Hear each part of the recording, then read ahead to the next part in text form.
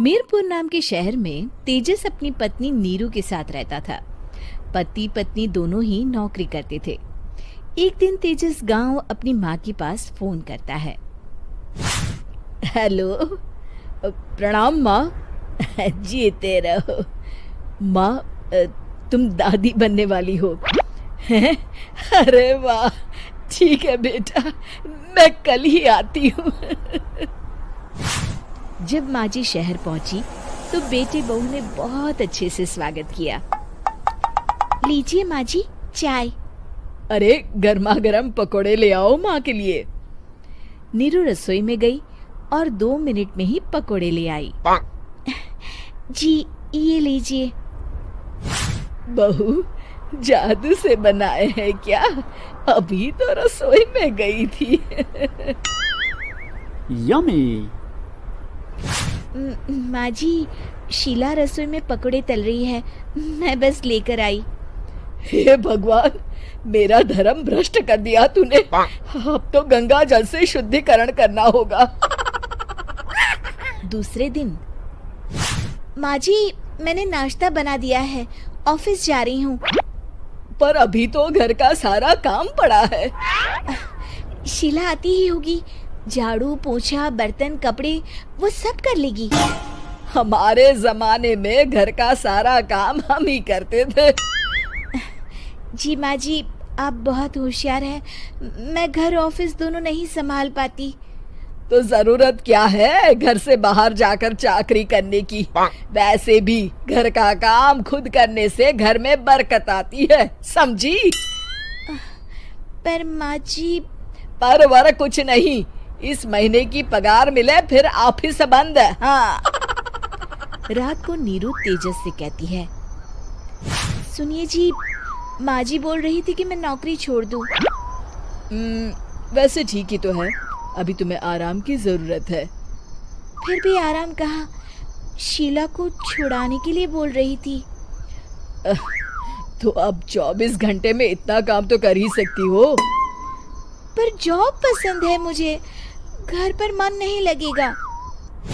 अगले दिन जब दोनों ऑफिस के लिए निकल रहे थे, मेरी तो कोई कीमत ही नहीं है इस घर में।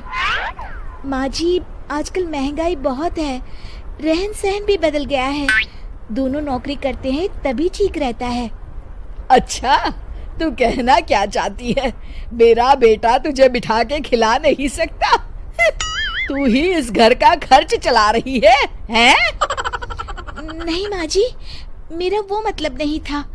मतलब खूब समझती हूँ, ये बाल धूप में सफेद नहीं किए मैंने। हाँ। अब तो ये रोज का काम हो गया था। तेजस भी रोज की झिकझिक से परेशान हो गया था। एक दिन उसने कहा, नीरू, वैसे भी तुम्हें मैटरनिटी लीव मिलने वाली है, तो अभी से ही छुट्टी ले लो। पर क्या, मेरी सैलरी अच्छी खासी है। आखिर नीरू ने रिजाइन कर दिया। जब बच्चा हुआ तो घर में सब बहुत खुश हुए। कुछ दिनों बाद तेजस फाइल देख रहा था। क्या हुआ तेजस, कुछ परेशान लग रहे हो? हाँ, वो हमारी जितनी सेविंग्स थी वो तो हॉस्पिटल में और छठी के फंक्शन में खत्म हो गई है नीरू। और अभी वैसे मंदी चल रही है तो मैं बोल रही थी कल मुन्ना को हेपेटाइटिस का टीका लगवाना है। नीरू, क्या पोस्टपोन नहीं कर सकते? नहीं जी, बिल्कुल नहीं। अब तेजस को समझ में आ रहा था कि उससे गलती हुई है। पैसों की कमी का असर घर के माहौल पर भी पड़ रहा था। अगले दिन, बेटा मेरा चश्मा और ये दवाइयाँ ले आना, पर्चा देते हुए माँ जी ने कहा। जी। तेजस, मुन्ना के लिए दूध का डिब्बा और डायपर भी ले आना, और ये किराने के सामान की लिस्ट है, इसे भी लाना है। तेजस गुस्से में लिस्ट मरोड़कर फेंकता है और चिल्लाता है, पैसे क्या पेड़ पर उगते हैं? ये ले आना, वो ले आना। अरे पर ये जरूरत का सामान ही है। वो गुस्से में बिना कुछ कहे ऑफिस चला गया। अरे लंच तो ले जाइए। नीरू दौड़कर डिब्बा पकड़ाती है। एक दिन खाना खाने के बाद, नीरू, अब तो मुन्ना कुछ बड़ा हो गया, तो अब तुम वापस ज्वाइन कर लो ना जॉब। पर इस रिसेशन में जॉब मिलना बहुत मुश्किल है। ट्राई तो करो। फिर मुन्ना, माँ जी है ना, और एक फुल टाइम मेड भी लगा लेंगे। पर माँ जी, उन्हें तो पसंद नहीं।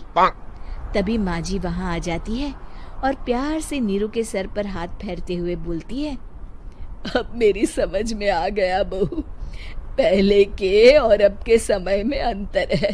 तुम काम शुरू करो, मुन्ना की जिम्मेदारी मेरी। मेरी प्यारी माँ जी। ये कहकर नीरू उनके गले लग गई। शिक्षा, परिवर्तन संसार का नियम है, हमें भी समय के साथ चलना चाहिए। उम्मीद है कि आपको हमारी ये कहानी पसंद आई होगी। कृपया हमारे चैनल को सब्सक्राइब करें और सभी अपडेट्स के लिए बेल आइकन जरूर क्लिक करें। और हाँ, वीडियो लाइक और शेयर करना मत भूलिएगा। Bye bye.